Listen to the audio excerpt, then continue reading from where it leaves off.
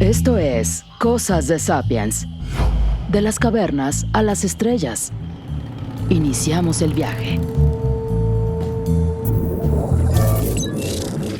Hola, ¿qué tal? Y bienvenidos a Cosas de Sapiens. Yo soy Víctor González y hoy vamos a hablar de altas energías. Y es que hace unos días, hace un par de semanas, aquí cerca de donde vivimos en Guadalajara, Jalisco, México, donde producimos este podcast, se llevó a cabo un simposio internacional de altas energías.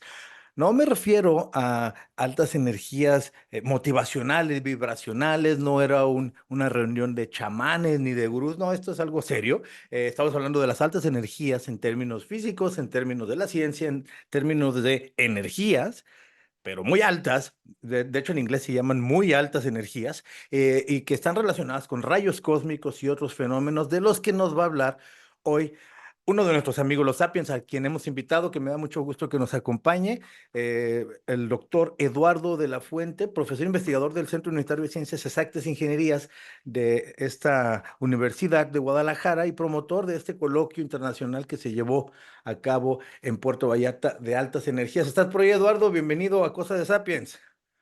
Hola Víctor, ¿cómo estás? Qué ¿Qué? gusto, gracias por la invitación. Hola a Perfecto, todos. Eduardo. No, pues gracias a ti por tu tiempo, por acompañarnos, para que nos expliques de qué se trata esto de altas energías. Déjame rápidamente ponerlos en contexto. Eduardo de la Fuente es físico por la Universidad de Guadalajara, tiene maestría en Ciencias de Astronomía por la UNAM, doctorado en Ciencias de Física por la Universidad de Guadalajara, estancia postdoctoral de 3 años en el Centro de Radio, Astronomía y Astrofísica de la UNAM en Morelia, otra estancia postdoctoral en el Instituto Nacional de Astrofísica, Óptica y Electrónica. Y es profesor investigador actualmente del Departamento de Física del CUSEI, el centro unitario que ya mencioné, con múltiples publicaciones, entre las que figuran publicaciones específicamente sobre el tema que vamos a platicar hoy. Por ejemplo, una que hubo hace unos años en la revista Nature por su trabajo en el Observatorio Hawk, que ya nos platicarás de qué se trata ese observatorio, de qué se trató esa publicación. Pero sobre todo, pues lo tomamos de pretexto para invitarte, querido Eduardo, un amigo con el que ya hemos colaborado, que ya teníamos ganas también de tenerte en el podcast desde hace tiempo y hoy pues se da perfecto el pretexto porque acaba de concluir recientemente el simposio de altas energías y rayos cósmicos, o en inglés Symposium on Very High Energy Cosmic Ray Interactions, en Puerto Vallarta, que reunió a más de 100 expertos internacionales de 20 países para hablar sobre los últimos avances en rayos cósmicos, astropartículas y aceleradores de partículas.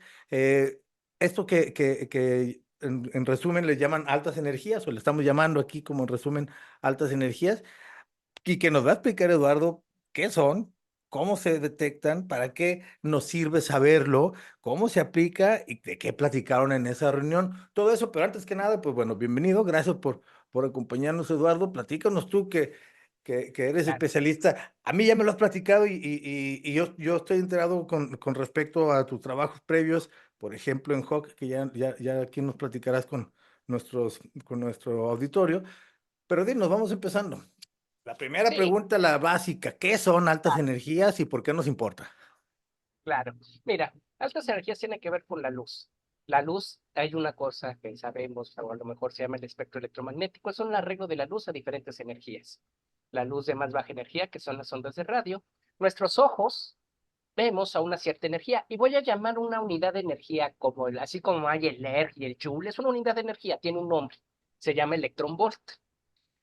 Para que entendamos el contexto, nuestros ojos observan a energías de 2 a 3 electron volts, ¿ok? Entonces, eso es el importante, electron volt, es una unidad de energía, nada más. Ahora, tú sabes que mega es 1 millón. Si tú, megabytes, 1 millón de bytes. Si tú le agregas 3 ceros, ya no es 1 millón, ya es 1 con 6 más otros 3 ceros, 1 con 9 ceros. ¿Correcto? Eso ya es un giga, como el gigabyte, ¿sí? Luego, si tú le agregas otros 3 ceros, ya no es 9, ya es 12. Entonces, eso ya es un tera, es un terabyte, ¿sí? Entonces, eso es mega, giga, tera. Y si tú le agregas todavía otros ceros y tienes 1 con 18 ceros, ya tienes hexa. Y eso es a lo que a futuro vamos con los famosos, ya creo que los deben escuchar en todos los discos de exabytes, ¿no? Que Ujú. necesitamos, este, pues trillones de bytes para guardar cosas, ¿no? Entonces están los megas, los gigas, los teras, faltaban 10 a la 15, que son los petas, y ya luego vienen los 18, que son los hexas, ¿ok? Entonces, así como ponemos megabytes, podemos poner megaelectrones volts, ¿no? ¿Por qué? Porque si yo observo energías de 1 millón de electrones volts, puedo observar energías de gigaelectrones volts, de 1,9 ceros electrones volts, 1,12 ceros de electrones volts, 1,15 ceros de electrones volts y 1,18 ceros de electrones volts. Entonces voy de los millones a los trillones. Paso por los billones y los miles de millones. Bueno, pues ¿qué son las altas energías? Es la luz justamente cuando terminan los megas y empiezan los gigas. Es decir, cuánto es la luz después de miles de millones de veces la energía de la luz que ven nuestros ojos. Eso es altas energías. Entonces, cuando hablamos de física de altas energías, estamos hablando de física de estudiar luz que tiene energías de miles de millones de veces la energía que ven nuestros ojos. Eso es. Y ahí te puedes ir gigas, teras, petas y hexa. Pero ojo, tú sabes muy bien que también la luz, pues, puede considerarse onda y puede considerarse partícula. Se puede estudiar dependiendo de su naturaleza. También existen lo que se llaman las astropartículas. Y las astropartículas son tres. Los rayos gamma, que son luz, los rayos cósmicos, que no son luz, son protones principalmente, puede ser helio y otras cosas, pero protones principalmente. Y puede ver también los neutrinos, la famosa partícula fantasma, ¿no? ¿Te acuerdas cuando vino Callita, el profesor Callita, y que nos habló de los neutrinos? Pues los neutrinos. Los rayos gamma, los rayos cósmicos y los neutrinos son las astropartículas. ¿Y cómo vinculo el rayo cósmico y el neutrino con las otras luces, el óptico, el ultravioleta, los rayos X, el radio, bla, bla, bla, el infrarrojo, etcétera? Es a través de los rayos gamma. Los rayos gamma van del final de los millones de electrones volts de los megas hasta alcanzar los petas, los 10 a la 15 electrones volts. Y pasan obviamente por los teras, los billones, 10 a la 12. Y ahí se vinculan con los rayos cósmicos y los neutrinos, que eso sí ya llegan a petas y hexas, 10 a la 15, 10 a la 18, o trillones ya de electrones volts o más adelante. Entonces, eso es lo importante. No puedes estudiar una de las astropartículas si no consideras las otras dos. Son compas, son como los compas que van al bar. Son tres. Uno el que toma mucho, otro el que no toma, otro el que les recuerda que hicieron los que se pusieron borrachos, etcétera. No puedes uno sin el otro. Así es, así de simple. Entonces, cuando estudiamos rayos cósmicos, tenemos que entender rayos gamma y neutrinos. Y luego, aquí es algo muy hermoso porque es una vinculación del cosmos con la física, sin hacer esas distinciones de astronomía, física, etcétera, etcétera, etcétera, no, sino como un solo ente científico, física, física. ¿Y qué es? Que en el cielo nosotros tenemos aceleradores de partículas que sí pueden llegar a energías de los teras, los petas. En la Tierra, los aceleradores de partículas como el colisionador de hadrones solamente llegan a unos cuantos teras, y es a la 12 billones. Entonces, no podemos estudiar tanto las muy altas energías, gigas, perdón, petas y hexas, con los aceleradores terrestres, pero sí con los aceleradores naturales, que son objetos astronómicos. Y ahí también yo puedo vincular con la física de partículas. Por eso la física de altas energías se vincula con la física de partículas y los aceleradores naturales, que son los objetos astronómicos, se pueden vincular en estudios con los aceleradores terrestres. Y es por eso que tenemos en este Congreso Aizbeki de Vallarta estudios de rayos cósmicos con física de aceleradores terrestres, pero también con física de aceleradores cósmicos. Ok, esto que dices es aceleradores de partículas como el Gran Colisionador de Hadrones y muchos otros que existen y otros que harán, más grandes incluso. Claro. Esos son los, digamos, aceleradores artificiales hechos por los sapiens que llegan a esas energías.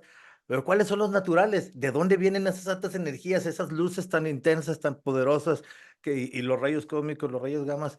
¿Qué los emana? Ah, Pues eso lo relacionamos con lo que llamamos el universo más violento, el que está asociado con explosiones de estrellas muy gordas, las explosiones de supernova, agujeros negros y unos objetos que se llaman fuentes de rayos gamma o destellos de rayos gamma. Pueden ser fuentes galácticas o fuentes extragalácticas, principalmente. Pero tú siempre el universo lo asocias al universo violento, un universo de explosiones, un universo de agujeros negros, un universo violento. Ese es el universo. Y precisamente la astrofísica de rayos gamma es la astrofísica para estudiar el universo violento. Y gracias a los rayos gamma, es por eso que pudimos o podemos detectarlos observacionalmente, experimentalmente, lo podemos decir. Ahí están. Esa astrofísica de rayos gamma está desarrollada, es una ciencia del siglo XXI, cuando empieza a desarrollarse realmente, observacionalmente hablando. Hay trabajos teóricos y predicciones, pero antes inclusive de que nos conociéramos, yo te podía hacer una pregunta. ¿Cuál es la máxima energía que la naturaleza acelera partículas? Teóricamente tú me puedes decir exas, pero yo te puedo decir, muéstrame un objeto. Cuando se llama la maestría, menos. Entonces, ahora, gracias a instrumentos como Hawk, yo te puedo decir, ¿cómo no? Acelera petas, 10 a la 15. Y tenemos lo que llamamos tevatrones cósmicos, es decir, aceleradores cósmicos que te aceleran a los billones, a los teras, electrones volts. Por ejemplo, los microcuasares. Por ejemplo, galaxias activas. Entonces, ¿qué es decir? Galaxias que tienen un núcleo, un núcleo, un agujero negro supermasivo Sí, dentro, ¿no? y los microcuasares, ¿qué son? Es una galaxia Los con... microcuasares, eh, date de cuenta que es como, es el clásico agujero negro estelar que ujú, tiene un disco de acrecentamiento a su alrededor, donde la materia está acrecentando alrededor de una singularidad del agujero negro y emite unos chorros de plasma. Creo que ujú. has visto esa caricatura, es muy común en las Sí, galaxias. sí, sí, que se ve que está como que apachurrándolo en medio y sale para los lados, para arriba y para abajo, o no hay arriba y abajo en el espacio, pero sale para dos direcciones eh, Exacto. polares, digamos, sale la luz concentrada de las partículas y la luz que sí se están alcanzando a escapar de ese hoyo, agujero negro, ¿no? Exacto. Pues ahora ponle una escala galáctica, no una Ajá. escala galáctica, y no pongas un agujero negro supermasivo, pon un sistema binario o pon un agujero negro estelar, o un sistema binario que involucre un agujero negro estelar. Pero esa misma configuración, ese es un microcuasar. Y luego, los microcuasares es algo muy bonito porque seguramente después ya veo por dónde va a ir. Hawk, este observatorio Hawk, que luego Ujú. lo platicamos, hizo una aportación muy relevante. Hawk demostró que los chorros de estos microcuasares son tevatrones cósmicos, son LHCs Ujú. cósmicos, porque aceleran a teraelectrones volt las partículas. Y eso es de la primera década del siglo XXI. Oye, Eduardo, platícanos tantito cómo es que se detectan. Dices, es algo nuevo, no hace mucho que se pueden detectar y en la ciencia el hecho de que ya sea observacional, detectable, ayuda a avanzar mucho, pero sobre todo porque presenta las evidencias. Estas altas energías sabemos que existen, las otras de las que de broma dije al principio, pues simplemente no están manifiestas, pero estas altas energías y a esa escala sabemos que se dan, dónde se dan. Pero, ¿cómo se descubrieron y cómo se detecta? Y sí, vayamos hacia Hawk para que nos platiques qué es esto, este observatorio en el que has participado. Mira, ¿cómo lo digo? Vamos a pasarlo, aquí en contexto el tema entra astropartículas, Ujú, los rayos gamma, los rayos cósmicos y los neutrinos. Y bueno, pues los rayos cósmicos fueron descubiertos por Víctor Hess por ahí de 1912, ¿no? Luego, los rayos gamma fueron por ahí de 1900 por Paul Villard. Tú sabes esto de la radiación alfa, radiación beta, radiación gamma, núcleos de helio, positrones y electrones, que es la radiación beta, y luego una radiación ahí que se parecía a los rayos X que descubrieron y que Paul Villard pues llamó rayos gamma. Y eso fue en 1900. Entonces, te fijas, eso nos están descubriendo por ahí de los 1900. Pero luego viene el neutrino, que es una partícula, la partícula fantasma, la partícula que fue postulada, la solución, la respuesta, la solución desesperada de Pauli, que la predice, la introduce, y luego Cowan y Reines, por ahí de 1956, es cuando la detectan, cuando dicen, existe el neutrino. Entonces, ahí es cuando se descubre. ¿Cómo se detectan? Pongamos lo mismo, son los tres amigos que van en una cantina, o a un bar, o a un antro. Los rayos gamma, los rayos cósmicos y los neutrinos no los puedes detectar directamente. No es como un telescopio óptico, que van a venir los rayos, se van a reflejar y vámonos.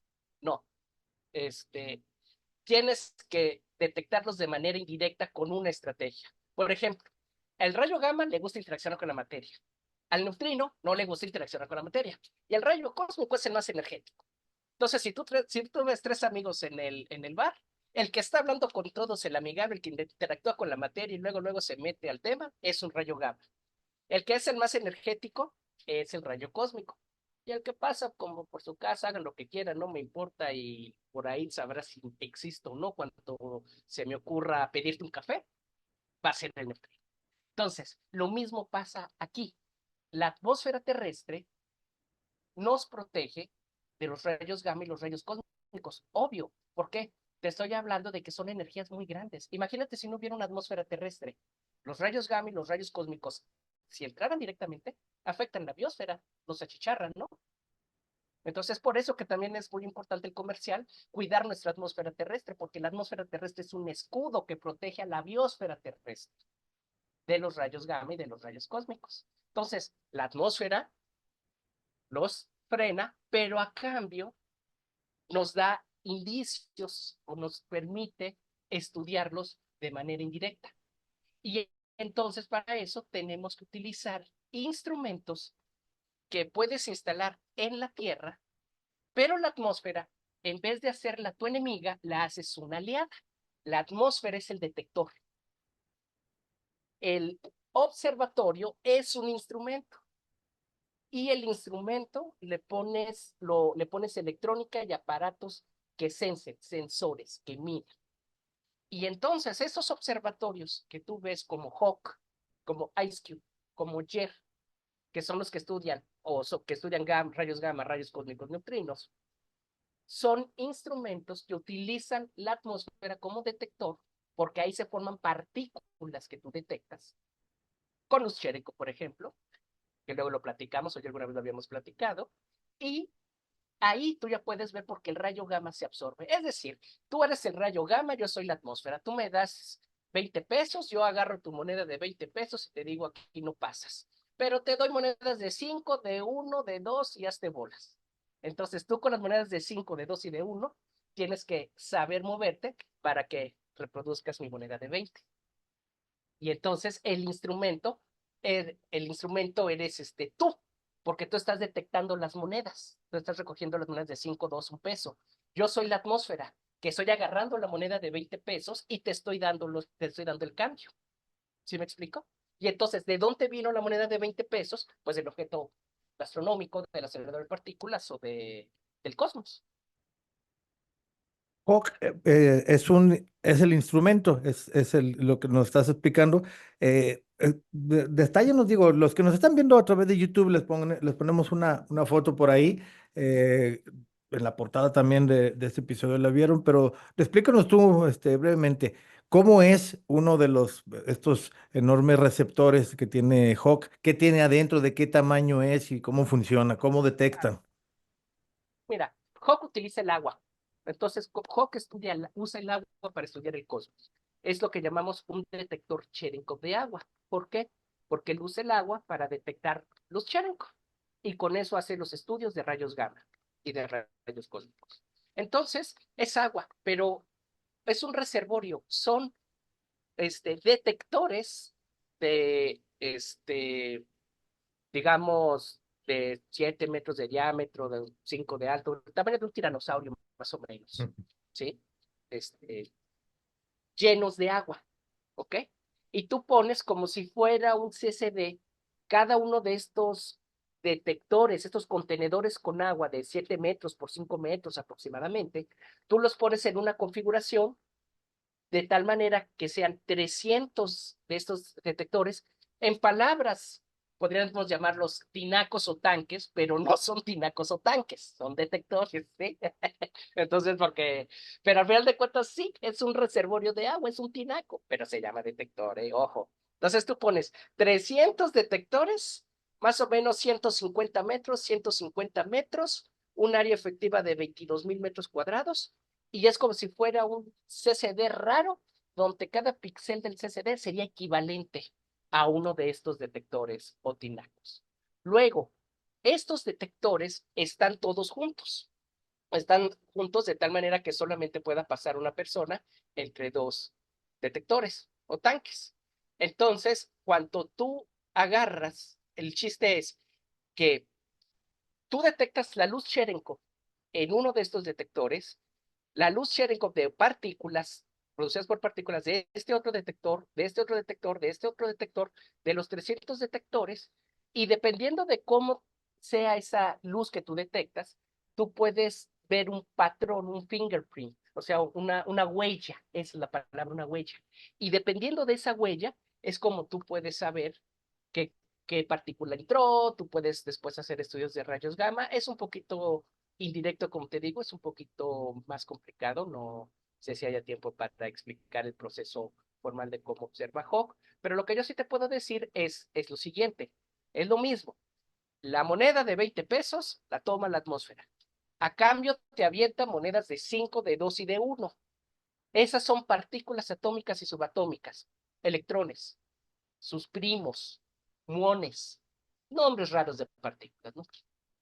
Y entonces los electrones y los muones, cuando pasan por el agua, pueden producir luz Cherenkov. Y tú detectas esa luz Cherenkov. Y tú puedes saber si vino de un electrón, una moneda de 1 peso. Tú puedes decir si vino de un muón, de una moneda de 2 pesos. Luego vas juntando todos los pesos, todos los 2 pesos, los 5 pesos, las vas juntando, formas 20 pesos y ya dices, ah, pues este es el producto de una moneda de 20 pesos, que fue el rayo gamma. Oye, Eduardo, esta es una pregunta que hay que contestar. ¿Y esto para qué nos sirve? Además de la fascinación y el valor de comprender más el universo y de qué está hecha la materia y cómo funciona a esos niveles, que de entrada ya Ah, es hermoso y valioso, pero ¿qué aplicaciones prácticas presentes o en el futuro tiene este tipo de investigación de ese tipo de energías? uf, bien. Esta es la pregunta del millón, esa es la pregunta buena, ¿no? Pero mira, ahí te va. Vamos a ponerlo así. Hay una parte social y hay una parte tecnológica. Estudiar rayos cósmicos tiene muchas aplicaciones actuales, las voy a mencionar después. Tiene muchas, sí tiene aplicaciones. Y las vemos, que se deben a estudiar rayos cósmicos. Pero vamos a ponerlo así. Mira, mira, Miki, es lo que llamamos, mira, solemos decir, pero yo ahorita ya hasta me estoy dando cuenta que eso es un error, de parte de nosotros, los científicos. Hablar de ciencia pura y ciencia aplicada, porque hacemos una distinción diciendo que la ciencia pura no sirve y que todo es ciencia aplicada. No, no, no. No hay ni ciencia pura ni ciencia aplicada. Hay ciencia. Ciencia es conocimiento, ¿ok? Y en una economía del conocimiento, para que puedas desarrollar la economía y para que tú puedas crecer como país, tienes que desarrollar lo que se llama el STEM, las áreas de ciencia, tecnología, ingeniería, matemáticas, y le tienes que meter las artes, el STEA. Entonces, la ciencia per se, así si tú la aíslas, ¿eso para qué me sirve? Sí, sí te sirve, pero tienes que ver un contexto. Entonces, lo primer punto, tienes que ver el contexto que es el STEM, y la ciencia es el conocimiento. La aplicación de la ciencia es la tecnología, la aplicación de la tecnología es la ingeniería, la matemática es la competencia de abstracción, el que puedas separar en las cosas más básicas, que puedas pensar, la forma analítica, la forma de cuantificar. Eso es lo que te dan las matemáticas, para que no te hagan, no te engañen, no te chamaquen. Entonces, y luego las artes es la componente artística, la parte humanista con que puedes vincular con las ciencias sociales. Entonces, ciencia es conocimiento Y en una sociedad, y en una economía del conocimiento y sociedad de la información, hay dos palabras ahí que rigen mucho: conocimiento y tecnología. Y la tecnología es la aplicación de la ciencia. Fíjate bien, amigo. Esto es como copiar. Si tú agarras tecnología de otro país y lo tratas de aplicar a tu país, es copiar. Exactamente lo mismo. Es decir, si tú quieres sacar 100 en tu examen por ti mismo, tú tienes que estudiar. Ujú. Y estudiar es la ciencia pura. Es la ciencia, punto. No hay ni pura ni aplicada, es estudiar. Conocimiento. Cuando tengo conocimiento, aplico el examen. Si saco 10, es mi 10. Esa es la ciencia aplicada, la, tec la tecnología. Pero si yo no estudio y te copio, estoy copiando tu tecnología, pero no vino de mí. Yo no la estudié, yo no la saqué, se la estoy copiando a alguien. Tú obtuviste el conocimiento y yo te estoy copiando. Es un copy-paste, es exactamente lo mismo que un examen. Entonces, podrás decir que me fue bien, podrás decir que saqué 100, podrás decir que aprobé el curso, podrás decir que aprobé el examen, pero a largo plazo tú sabes que no sabes. Y eso es lo mismo que pasa. Entonces, la ciencia es fundamental porque te da el conocimiento. Estudiar rayos cósmicos te da conocimiento. Si lo aplicas, tienes tecnología. Y otra vez, no puedes estudiar rayos cósmicos sin considerar los rayos gamma y los neutrinos. Tienes que estudiar esos tres. Entonces, en las altas energías, tienes que estudiar esos tres, las tres astropartículas, y también lo puedes, obviamente, vincular con aceleradores como el Gran Colisionador de Hadrones o uno en Japón que se llama Bell 2. Entonces, ahí es la parte es el parte del remarco. Tú tienes tu conocimiento, tú estudiaste, haces tu examen y esa es la tecnología, tu aplicación, la ciencia aplicada. Al estudiar rayos cósmicos, bueno, mira, y al saber que la atmósfera protege a la biosfera terrestre, hay estudios y se están haciendo, eso es cosa de sapiens. Por ejemplo, los rayos cósmicos, pues, algunos creen, es polémico, pero esa es la ciencia, descubrir el universo. Algunos asocian rayos cósmicos con la formación de relámpagos, asocian rayos cósmicos con eventos de extinción masiva. ¿Tú te acuerdas cuando tuvimos hace poco el famoso tema de las auroras boreales? Son producidas por rayos cósmicos, que es el campo magnético de la Tierra nos protege. Telecomunicaciones, sí, cuando no tengo señal de celular, seguramente es el sol que está haciendo alguna de sus bromas porque está metiendo rayos cósmicos, ¿sí? Este, nanotecnología, porque como son nano, claro que pueden afectar en tecnología y eso pasa en Japón. Y si tú te pones a investigar, si tú googleas, te vas a dar cuenta que sí hay efectos de los rayos cósmicos en la nanotecnología. Obviamente en Japón, aquí en México a lo mejor no lo vemos, pero en Japón, googlealo. Hay experimentos inclusive que están haciendo en el CERN porque quieren hacer eso, quieren ver, a ver, cómo relacionan los rayos cósmicos con la atmósfera, con formación de relámpagos. Y eso, lluvias, Plaza del Sol. Entonces, a lo mejor ya no tienes que decir, no necesitas decir, mira, hay mucha actividad de rayos cósmicos, así es de que tengan cuidado porque seguramente va a haber No circule tormentas y por esa relámpagos. calle. Sí, y otra parte de la explicación que a mí me parece que deberíamos de contemplar es que, por ejemplo, cuando se empezó a estudiar las partículas subatómicas, bueno, eh, a principios del siglo XX, Sí, quizá nuestro país no estaba tan interesado o en posibilidades de entrarle a ese tipo de investigaciones. Los países que sí lo hicieron, a lo mejor no tuvieron una aplicación inmediata, pero después fueron países en donde se empezaron a desarrollar más estudios, después tecnologías, después empresas, después así es. dispositivos que terminaron siendo lo que todos usamos, que es el mundo digital. Se desarrolló a partir de esto, desde la electrónica hasta los microcomponentes, los microprocesadores, y un tercio de la economía mundial depende hoy y pasa hoy a través de esa tecnología. Así que su Claro, aplicación puede darse en décadas también, en de hecho, ocasiones. mira, Víctor, de hecho, la ciencia, es que por eso es lo que la ciencia pura de ahorita es la ciencia aplicada de futuro. Ujú. Mejor vamos a hablar de ciencia, conocimiento, tecnología, Sí. aplicación de la ciencia. ¿Y qué Es más hablaron en el fácil. encuentro? Porque eso es Ah, lo que, a lo que quisiera llegar también para que me digas. Y todos los que reunieron en este encuentro que estuviste promoviendo y del que fuiste participante también, se juntaron, quiénes estuvieron, de qué hablaron y para dónde va. hicimos el estudio, hicimos una, digamos, el estado del arte, o sea, todo lo que tiene que ver cómo está actualmente los rayos cósmicos, el tema de los rayos cósmicos, combinando aceleradores naturales de partículas y experimentos como HOP con experimentos que están en los aceleradores de partículas como el LHC o el Gran Colisionador de Hadrones. Entonces, lo que se hizo en el evento fue el estado del arte. ¿Qué hay ahorita de la interacción de rayos cósmicos de muy alta energía? Eso es la cosa técnica. Fíjate bien, que ahorita tú dijiste es algo muy importante.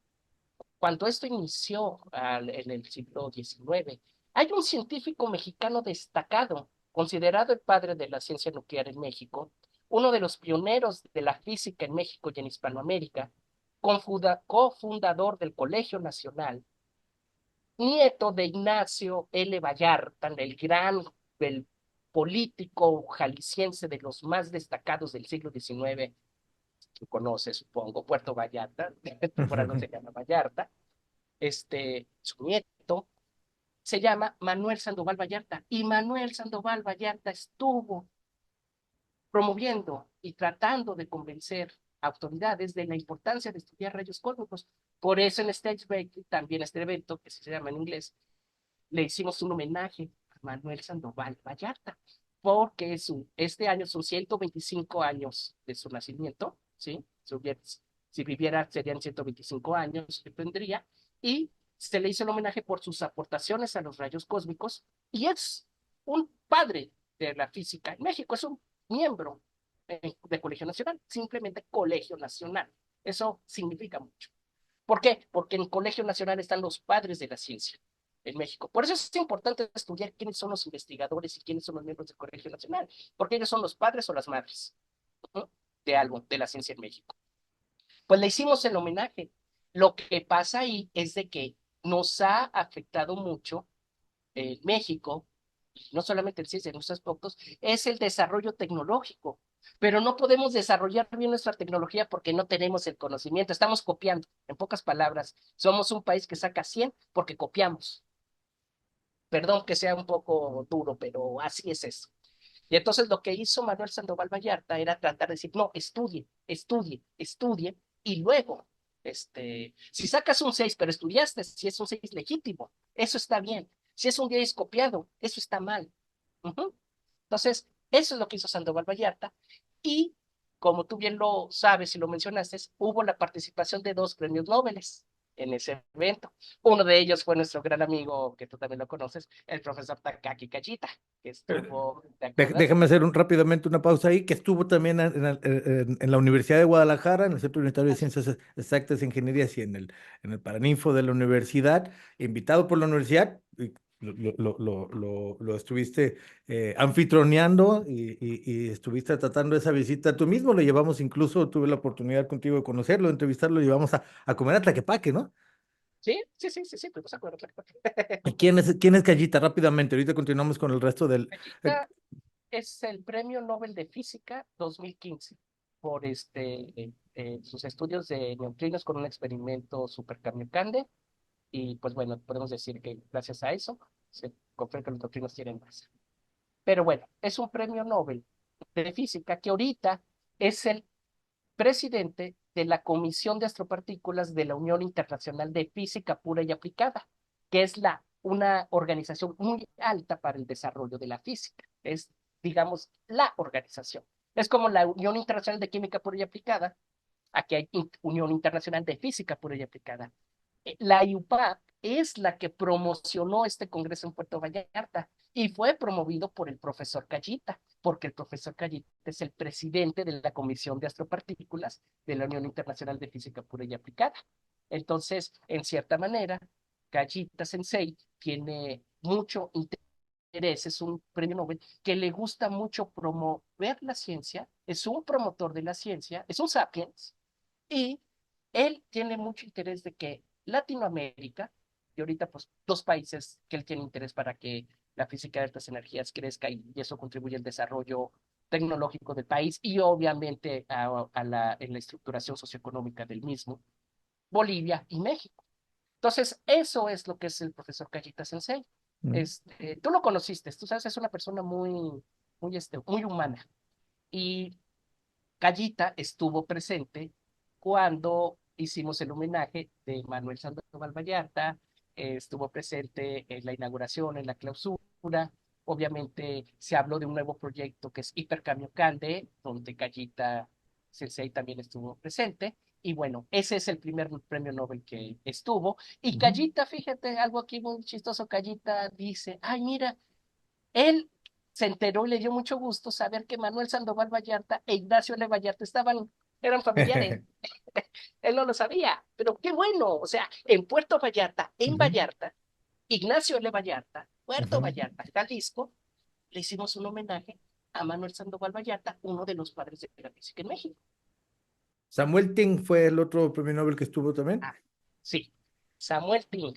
Samuel Ting es un premio Nobel de Física, 1976, por descubrir una partícula que se llama Psi-J o J-Psi, porque con- es esa historia de que porque dos investigadores obtuvieron el premio Nobel, la misma partícula, dos nombres distintos, y entonces eso promovió que hubiera lo que se llama la Revolución de Noviembre en 1974, ya estaban haciendo. Cuando se da la Revolución de Noviembre, gracias a estos descubrimientos de la partícula J-Psi, resulta que se confirma y ya se para la discusión que dice que los protones y los neutrones, que son las componentes, tú sabes, del átomo, y la materia está formada de átomos, y antes se creía que los protones y los neutrones eran las unidades fundamentales, elementales, no podía verse indivisible, átomo indivisible, ya no podías irte más básico que un protón y un neutrón y un electrón, ¿te acuerdas? Sí, sí. Pues resulta que con los trabajos del profesor Ting, su grupo, se demostró que los protones y los neutrones están formados de otras partículas que se llaman quarks.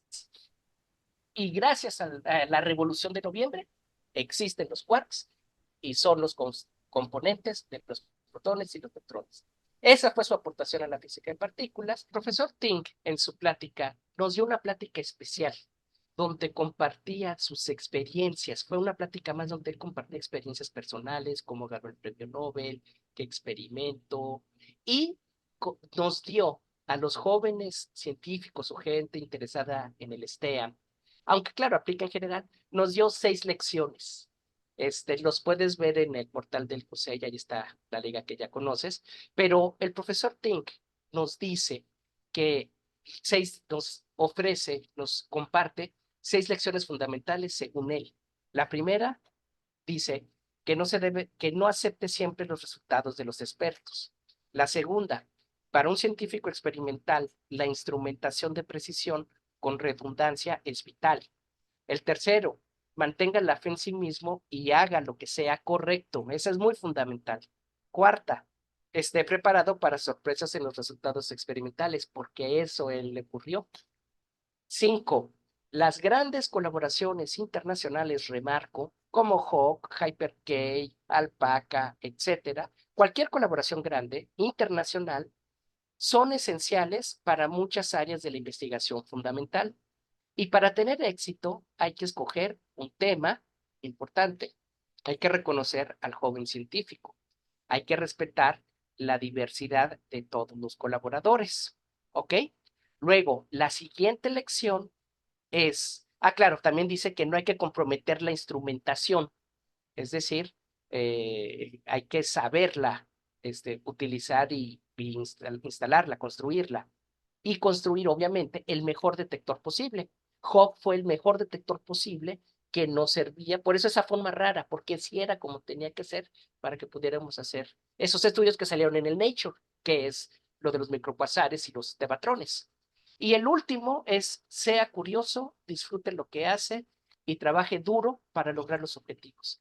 Esas son las 6 lecciones que yo creo podemos resaltar de esta plática de Samuel Ting, que creo son muy valiosas y algo como una contribución personal.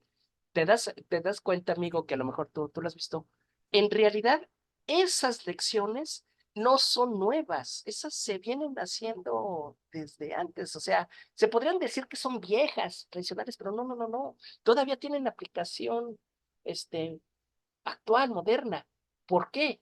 Porque no es de que si es tradicional, viejo, sirve o no, y lo nuevo, no, no, no, no. Es una de las formas de cómo puedes hacer ciencia y ser exitoso. Desde el siglo pasado, en este siglo y en los que vienen. Esas nunca fallan. Y creo que eso es lo importante y lo que el profesor Ten quiso compartir con nosotros. Excelente. Oye, Eduardo, ahí déjeme rápido colgarme algo de una de las lecciones. Dice, cuidar la instrumentación. Qué importante es esto, ¿no? Sobre todo en experimentos que requieren instrumentos tan especializados, instrumentos que no existían, que tuvieron que fabricar. Por ejemplo, Hawk, ya nos explicabas cómo está instrumentado, de qué está hecho y cómo funciona, eh, y que no son tinacos porque si fueran tinacos tendrían agua de la llave y estos reservorios no tienen agua de la llave, tienen agua muy limpia, me habías explicado. Eh, Hago rápido una pausa para subrayar esto de la publicación que tuvieron con respecto a ese estudio, a ese instrumento, y que salió en la revista Nature, porque, pues hay que decirlo, es la revista Nature. ¿Qué publicaron, Eduardo? ¿Dónde? Explícanos tú qué es la revista Nature y por qué es importante. Una breve explicación de la importancia que tiene para ti en lo personal, en tu vida profesional, para la Universidad de Guadalajara y para la ciencia mexicana, el hecho que se haya hecho ese trabajo y que se haya consagrado en esa investigación.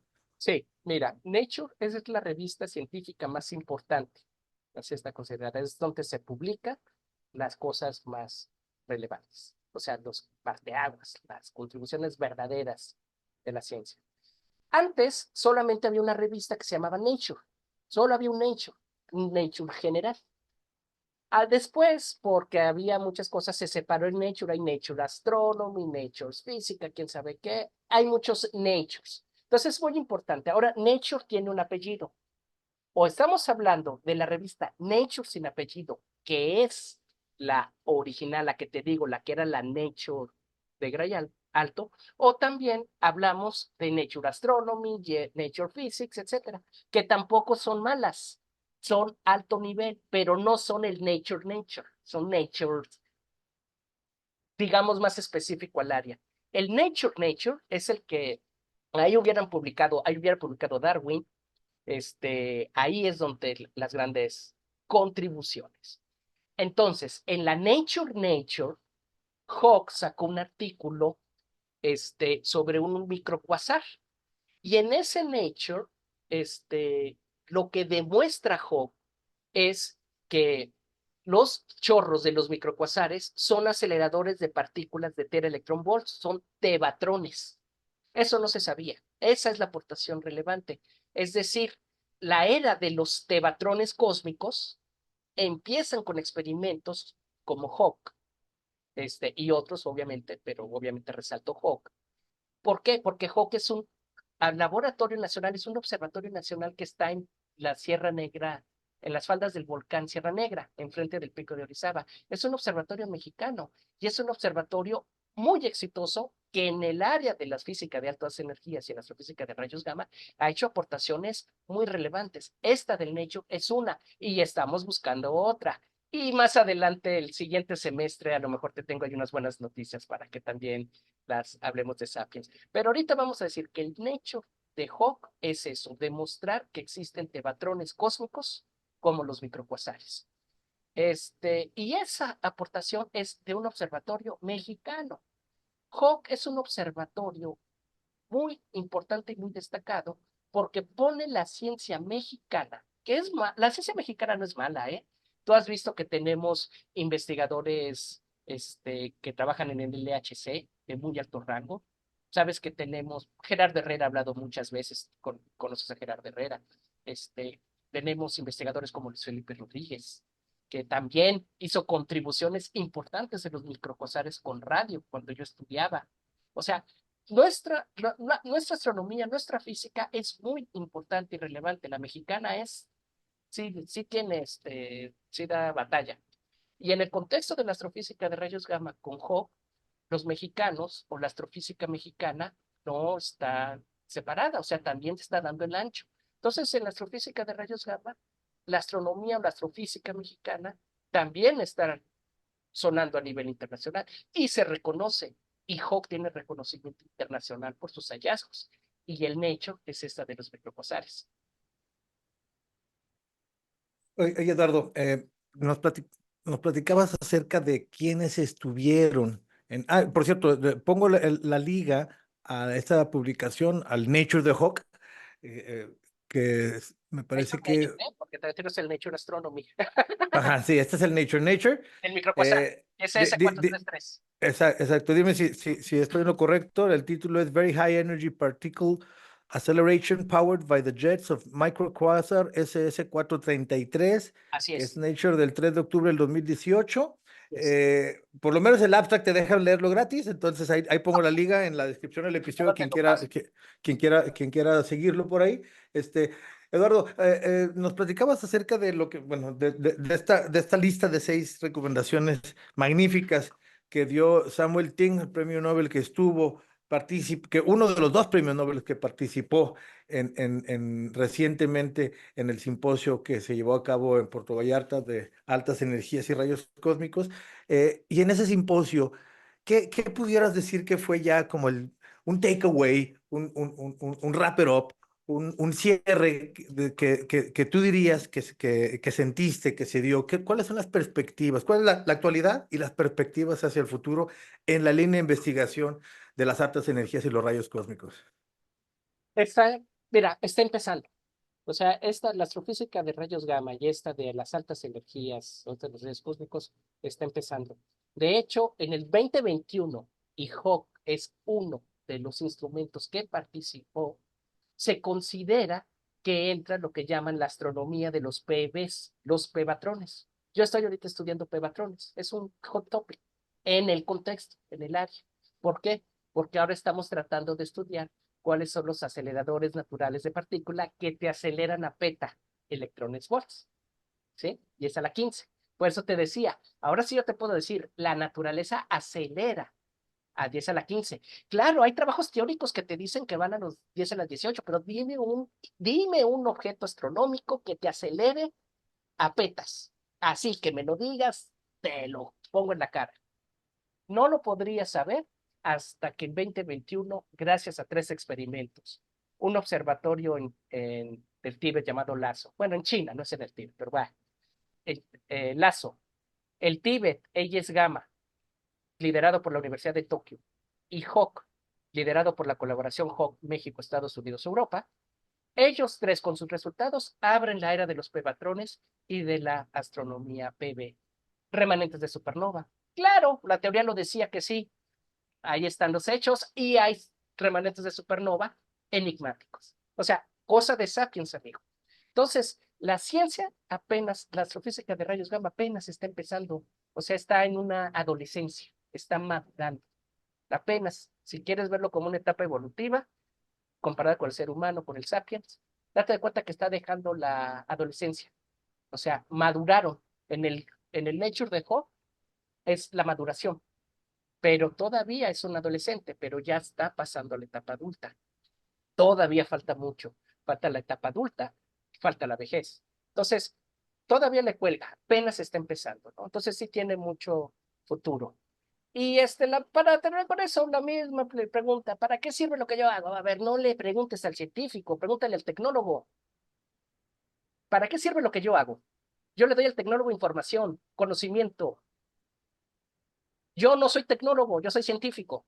Aplica mi conocimiento, esa es la tecnología, para eso sirve lo que yo estoy haciendo. Si no, cópiale y a ver cómo te va. Así es. Pues Eduardo, muchas gracias por toda esta explicación.